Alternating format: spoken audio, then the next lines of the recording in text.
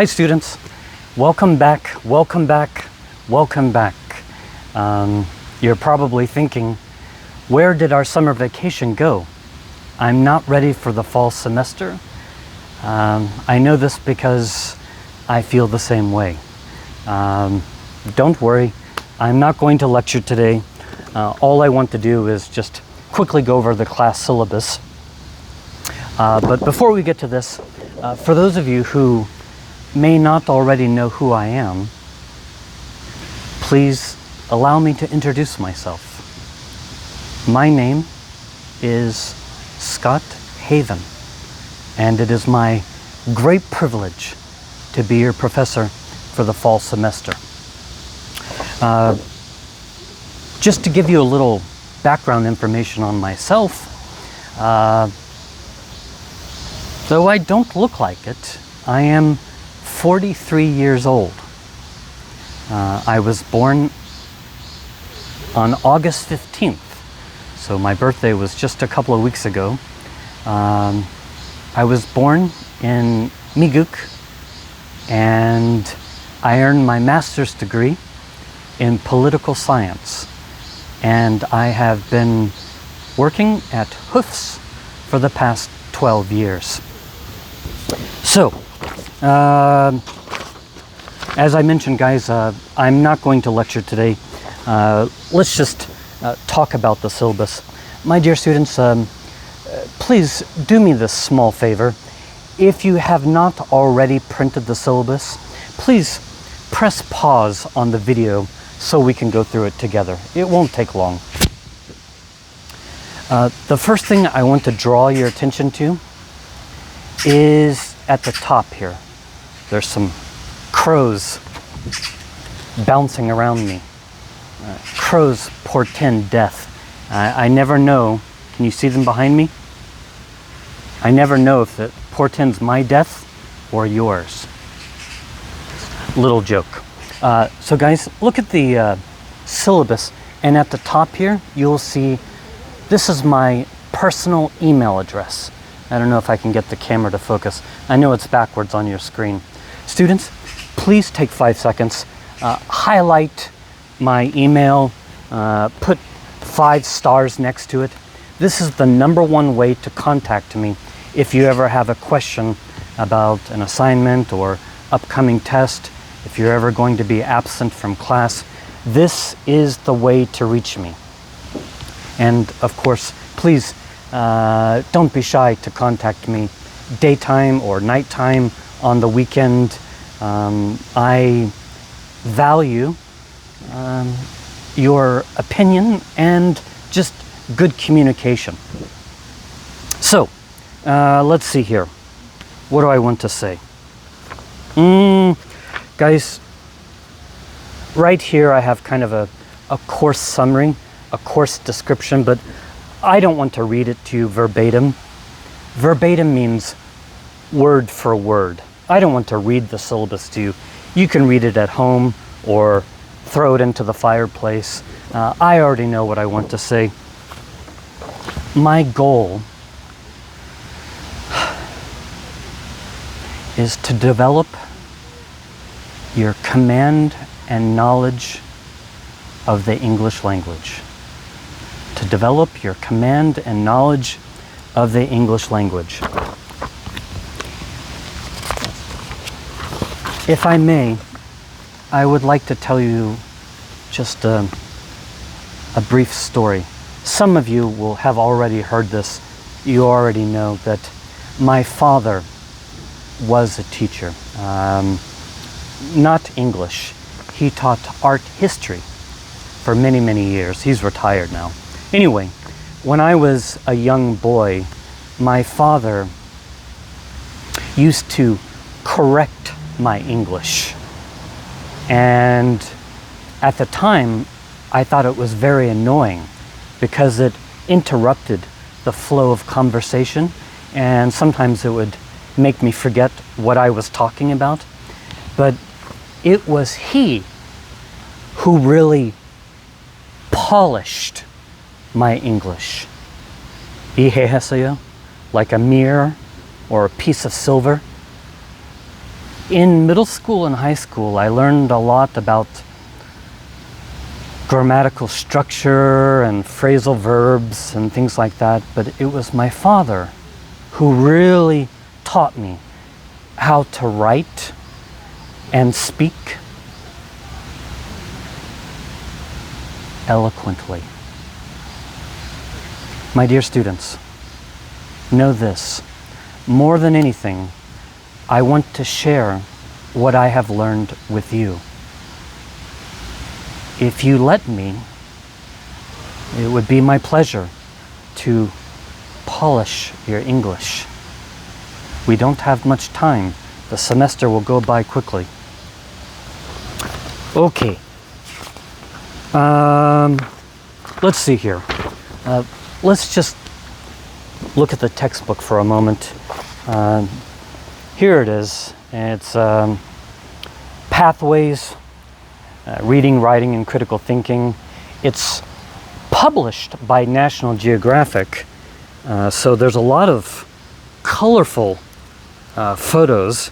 I won't lie to you, the textbook, like most textbooks, are a little boring, but I've used several textbooks since I've been at the university, and I must say this one is better than some of the others we've used in the past. Now guys, this is extremely important. Frankly speaking, I do not know if we will use the textbook. So let me be clear. Do not buy the textbook yet. Please postpone any purchase. If the university administration makes an announcement inviting students and faculty back to campus, then maybe we might have to use it a little bit. But for right now,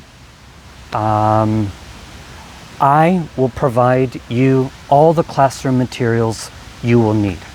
So please do not buy the textbook.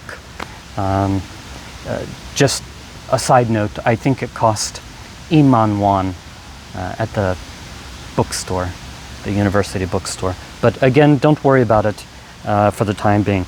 As I mentioned, depending on how the semester unfolds, we may not use it. Okay? So that's good. Okay, what else?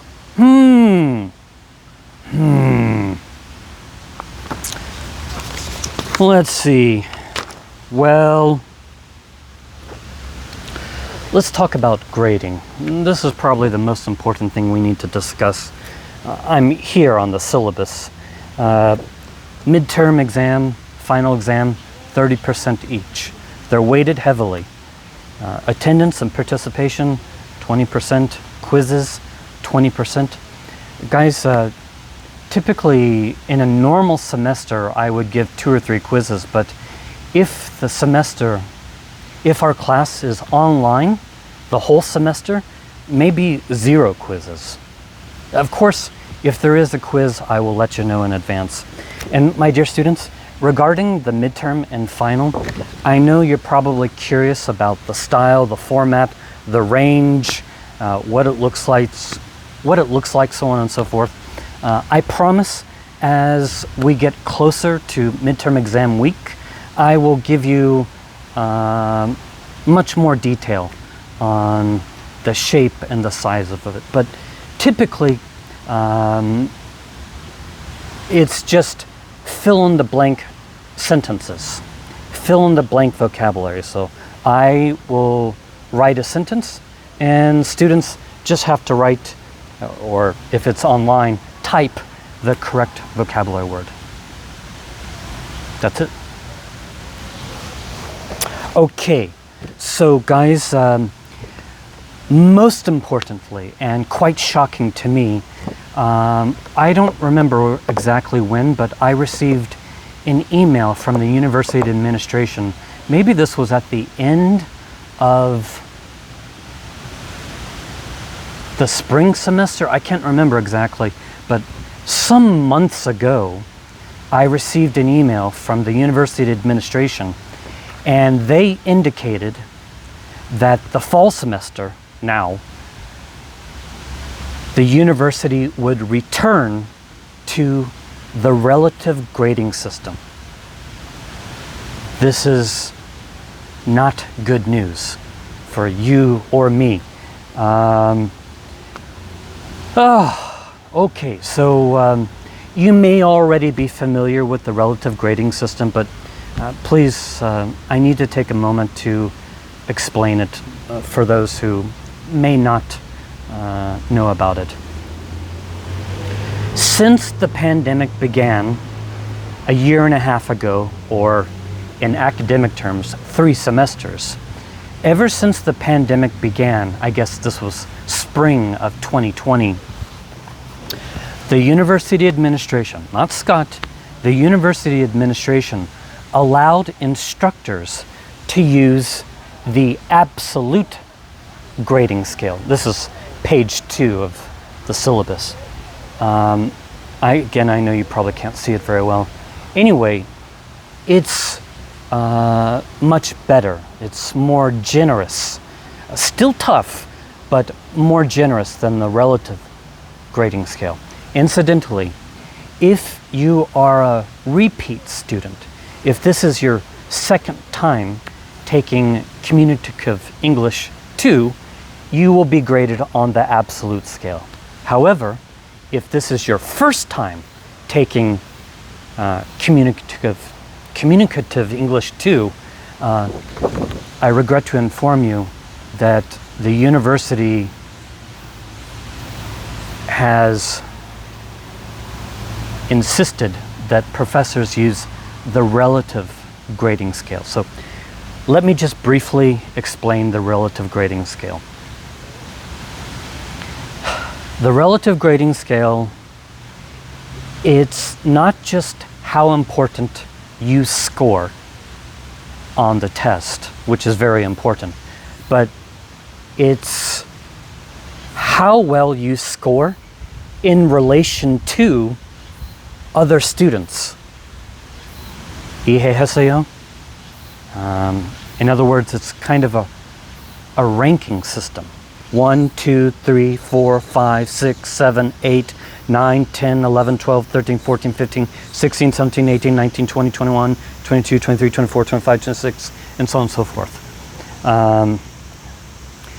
Let me put it another way. And I will include more details in the announcement on eClass. Let us suppose, just hypothetically,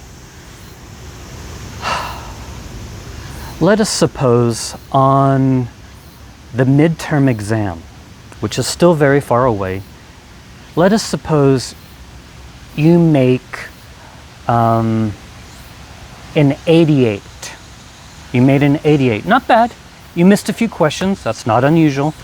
You made an 88 on the midterm exam. Not bad. However, there are 5 or 6 other students in our class who scored in the 90s. 이해하세요? So one student over there, or 2 students scored a 94. One student scored a 98. Also, even though there are some students who scored higher than you, it also depends on how the other students. So 88 could be the highest score in the class, making you, in the top percentile. If you make 88 and 15 other students made 75, well, in that case, you did relatively well. 이해하세요? Furthermore, and again, I'm not trying to confuse you, frighten you, or upset you. I will explain this again in greater detail in the announcement, but it all depends on the number of students in a class. So if you look at your syllabus, I have written the university policy. I didn't type this. I just copied and pasted it. So it's kind of like legal language. A minimum of 35% of all students will receive blah blah. A maximum of 65% of all students will receive B or higher. Of that 65%, a maximum of 35% of all students may receive an A. To me, I think that's confusing. In plain English, and again, I will go into greater detail in the announcement, 30% of you may earn an A, maximum. 35% may earn a B. And I'm sorry to say, a minimum 35% of you will earn a C or lower. Students, drink that in, because it is law of the universe. I cannot change it. And again, it depends on the population of the class. In other words, how many students, for example. I cannot tell you exactly the percentages because the semester has just begun and students are dropping and adding. But as the semester goes by, as time passes, I will have a clearer picture of the numbers. And of course, I will be happy to share them as I discover them with you. Anyway, final thoughts on the relative grading curve. One, I hope the university administration reverses their policy. In other words, I hope I receive an email tomorrow or next week, sometime this semester, where the administration says, professors, it's okay, use the absolute scale, which is better. I don't know. I'm a little doubtful they will do that. I am operating under the assumption that our class will be graded on the relative scale. Of course, if I hear anything, if I will notify you immediately. Secondly, regarding the relative scale, guys, try not to worry about how other students are scoring. For example, as I mentioned, the midterm or a quiz. If you make a 92, well, naturally, in your mind, you're probably thinking, that's not bad, 92, you know. But you need more information, like how many other students made a 92? How many students scored in the 80s and 70s and so on and so forth? My best advice to you is try not to worry about how other students are scoring and just focus on scoring as high as you can. Okay, so if you have more questions, I'm happy to expand on that. And you're right as a student. I think it should be crystal clear how professors grade students. It really bothers me that some students tell me that in their other classes they weren't sure how their professor was grading them. I think that's wrong and unprofessional. Okay, anyway, what else? Further information and notice. Well, class participation is very important.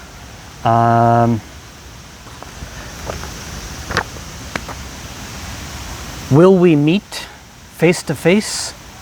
Students, we live in uncertain times. There's no way I can answer that today. It's possible the whole semester might be online. I don't know.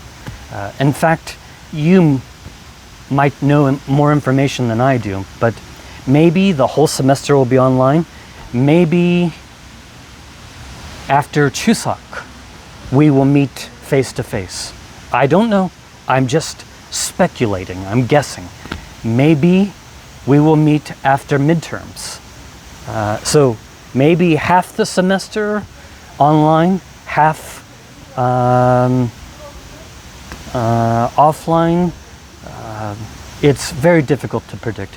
However, let me offer some words of encouragement. I can't predict the future, but I want you to know that everything is going to be okay. I mean it. It's stressful not knowing, but I'm confident we'll get through it together. I mean it. Okay, so guys, I want to keep this video short. Just some final thoughts. Many students ask me, how can I improve my speaking skills? I have, over the years, many students have asked me that question, and the answer to that question is complex, but in my professional opinion, the best way is, and I hope you remember this for the rest of your life, be willing to make mistakes. It's painful. No one wants to make an error, but my dear students, that is where real progress is made.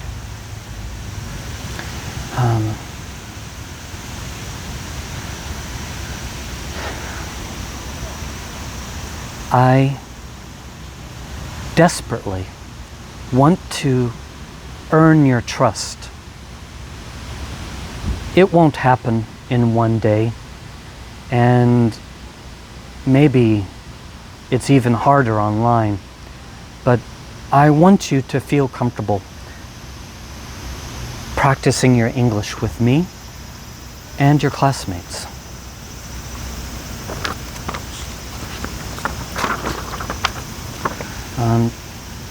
We will be learning a lot of high English vocabulary this semester, and I don't want you to memorize 1,000 words. I know you could do it, but I would be more impressed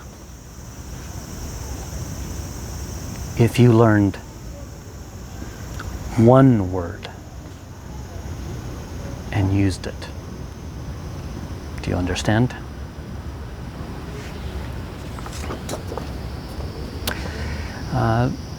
I'm not sure why you registered for my class. Maybe a friend recommended me, or maybe my class just fit neatly into your class schedule. Whatever the reason, I have some good news. You chose wisely. This is a special class. Special professor. Just kidding. For many of you, this is the last English class of your life. Not all, but many of you. And I don't want to waste your time. I want our class not just to be the best class you have this semester, but the best class of your university life. That's a very high standard. I am uncertain if I can fulfill my objective, but please know from my heart, I want to create a memorable experience. I want you to complete the course with more self-confidence and have some tangible benefits. So I'm going to stop the video now, and I'm looking forward to having a great semester together, and I will see you soon. Goodbye, everyone.